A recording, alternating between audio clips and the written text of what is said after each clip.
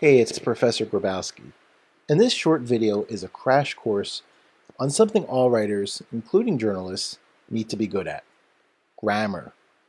Now, this is just a crash course. I'm not going to attempt to teach you everything about grammar.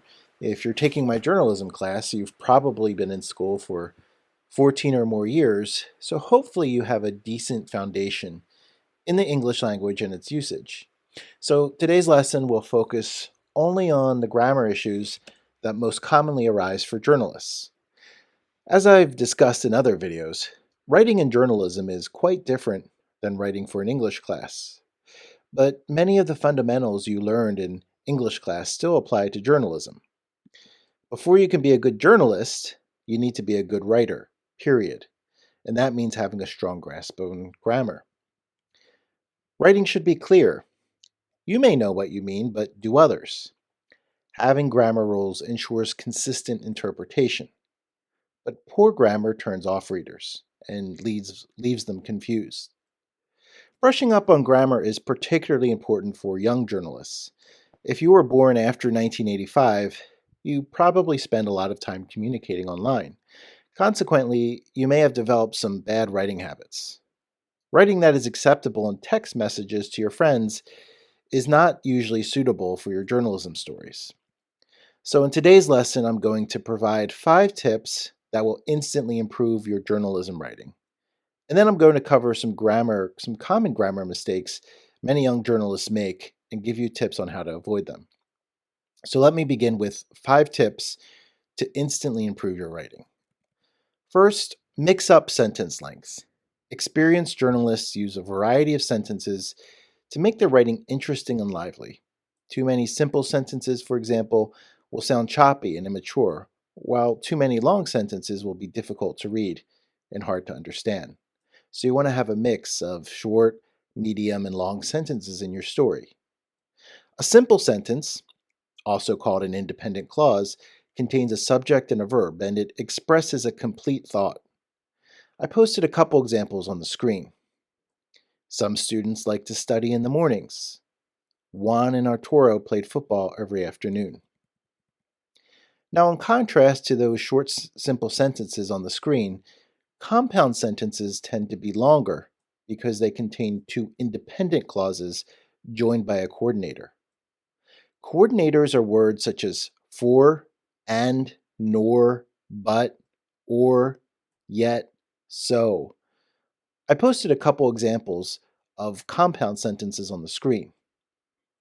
First one, I tried to speak Spanish and my friend tried to speak English. Another one, Kyle wanted to be alone, so John went shopping. As you can see, both of those examples contain 2 independent clauses, and they're joined by a coordinator. My second tip is to use pronouns. Pronouns can be substituted for a noun. For example, my name is Mark. Pronouns used to describe me instead of my name include he, him, the professor, the New Yorker. You get the idea. Why should we use pronouns? Well, consider this sentence on the screen, which does not use any pronouns. Because Dr. Carter's mother faints at the sight of medical instruments, Dr. Carter has to drug Dr. Carter's mother secretly every time Dr. Carter takes Dr. Carter's mother's temperature. That sounds pretty bad, right? Now let's try replacing Dr. Carter with some pronouns.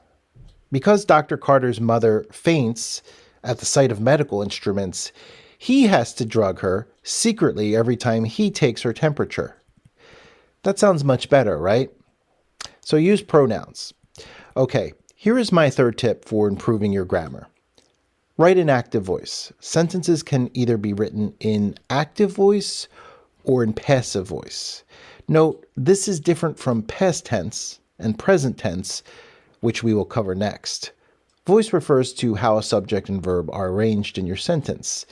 In active voice, the woman or person is doing something, but in passive voice, something is being done by the person. Let me show you what I mean by some examples. Let's say a group of students take an exam and they don't do well on it. You could express that in passive voice by writing something like, the exam was failed by 1/3 of the class. The action or verb here is the exam being failed, and the subject is the class. So passive voice has the verb or the action before the subject or the agent doing the action. We can change that same subject to active voice, though, by moving the subject to the front of the sentence before the verb. So it would read something like this. 1/3 of the class failed the exam. Do you notice the difference between these two sentences? You should notice that active voice is shorter. It has fewer words if you count the two sentences.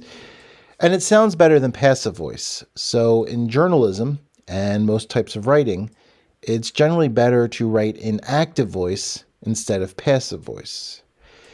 There are some exceptions. For example, if the action is more important than the person doing it, you might write in passive voice. For example, let's say Congress passes legislation that makes college free for everyone. In active voice, you'd write Congress passed a bill that makes college free for everyone. But in this case, I would argue that it's better to begin with the part about college now being free rather than Congress passing the bill. So I might consider making an exception here and using passive voice. A passive voice version of that might read, college will now be free for everyone thanks to a bill passed by Congress. But 90% of the time, it's going to be better to write in active voice. So that's a summary of passive voice versus active voice. And again, it refers to how you arrange your sentence. Now let's talk about verb tense. As you should know by now, if something happened in the past, you use past tense. For example, you might say Barack Obama won the 2012 election. You don't say Obama's winning the election or Obama wins the election because the election already happened in the past. But often I'll see journalism students use present tense for verbs when referring to something that happened in the past. For example, they will write Adelphi University opens the Nexus building, which is incorrect because the Nexus building has now been open for years. You should only write in present tense when something is happening in the present. I think this mistake happens because news media like to write headlines in present tense, even when something happened in the past. But the actual text of your story needs to be in the appropriate tense. And in journalism, we're usually reporting on things that happened in the past. They already happened. So using past tense is usually the appropriate verb to use. My final grammar tip for news writing is to write in third person and never write in first person. Third person is used to talk about someone. You use pronouns such as he, she, and they. First person is used to express our point of view. So we use pronouns like I and me and we and our. Remember, as a news reporter, it's your job to be an objective observer. You need to keep yourself and your opinion out of the story. So there should never be any first person reference in your story. You should never write something like, I had the chance to interview this person, or this person told me that blah, blah, blah. That's a first person reference. Instead, use third person. Write stuff like he said or she said. Okay, now that I've covered some things you should do to improve your grammar and news writing, let me address some common mistakes you should avoid doing. First, be careful to avoid comma splices. A comma splice occurs when you combine two independent clauses with a comma instead of a coordinator, such as but or and. Take a look at these examples on the screen to see what I mean. Tom attended Adelphi University, comma, he played on the soccer team. That's a grammatical mistake. You can't combine those two ideas, Tom attended Adelphi University, with he played on the soccer team, by just using a comma. However, you could rewrite this sentence to make it grammatically correct. For example, it would be correct if you wrote this, Tom attended Adelphi University and he played on the soccer team, or Tom attended Adelphi University where he played on the soccer team. Now look at the second example. Anita watched the movie, comma, Julie read a novel. That sentence contains a comma splice, but you can fix it by eliminating the comma and adding a word. For example, you could instead write, Anita watched the movie while Julie read a novel, or Anita watched the movie, but Julie read a novel. The next common mistake to watch out for is a run-on sentence. Run-on sentences are basically sentences that are really long, which makes them difficult for the reader to process. Once a sentence extends beyond 20 or 25 words, it risks the danger of becoming a run-on sentence. Even if it's grammatically correct, the sentence is so long that it's difficult for readers to follow. So a good rule of thumb is to make sure none of your sentences are longer than 20 words and certainly not longer than 25 words. Once a sentence hits 20 words or more, you need to either try to rewrite it to express it more succinctly or break that sentence up into two shorter sentences. The third thing to watch out for in your writing are sentence fragments. These are sentences that are not complete sentences. Rather, they only contain part of a sentence or a fragment of a sentence. Look at the examples on the screen. The President of the United States. Well, what about the president? What did he do? This sentence is missing a verb. Next example. Voted for the proposal to make college free. Well, who voted for this proposal? It doesn't say. This sentence is missing a subject. And look at this example. After the rain stops. Well, what happens after the rain stops? This sentence is not a complete idea. Okay, moving along. Another common mistake young journalists make is confusing who with that. If you're referring to a person, you need to use who, not that. For example, you would write, Maria is the student who received an award. You would not write, Maria is the student that received the award. So again, make sure to use who whenever referring to people instead of the word that. Well, we're almost at the end of our lesson. Here are a few more things to avoid in news writing. I often see students capitalize random words in their stories. For example, they might capitalize a word like student. But student is not a proper noun. Only proper nouns, which are the specific names of things, get capitalized. So the words Adelphi University would, both of those words would be capitalized because that's referring to a specific school. You'd capitalize the A in Adelphi and the U in university. But the word university, just by itself, or college or school, are just common nouns that could be used to refer to many different schools besides Adelphi, and therefore would not get capitalized. When in doubt, just use lowercase. Also be careful with apostrophes. For example, an apostrophe is usually used to show possession, right? If I say that's, Mark's wallet, I'd write M-A-R-K apostrophe S to show possession, that's my wallet. But you don't use an apostrophe when you want to show possession for the word its. So its without an apostrophe is used to show possession. If the word its has an apostrophe, it apostrophe s, then that's a contraction, which is short for it is. So be careful with that word and with apostrophes. In journalism, we also avoid using ellipses or a series of periods. Sometimes people like to use like a series of 3 periods or dots for effect, or sort of to suggest a cliffhanger or show that someone is thinking.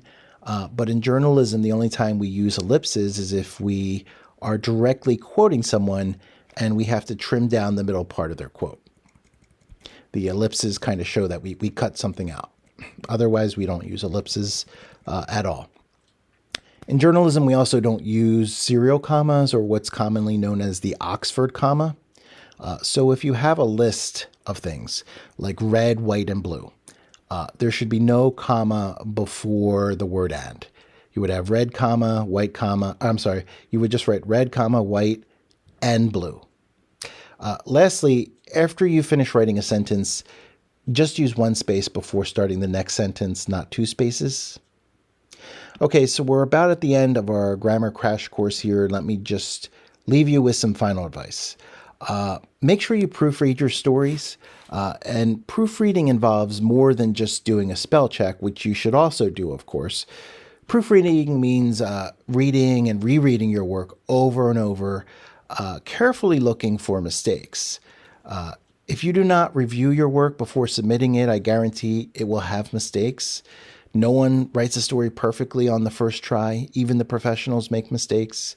But I'm always amazed that each semester there are some students who don't bother to even run a spell check, let alone do other proofreading things. If you submit sloppy work in this class, you will not receive a good grade. And if you can't be bothered to read over your story, why would you expect others to read it? Remember that the assignments you're doing in my journalism class are not something you're submitting only for me to read. We're also trying to get these stories published. So potentially thousands of people will be reading your story. So you need to take pride in your work and make sure that it's error-free.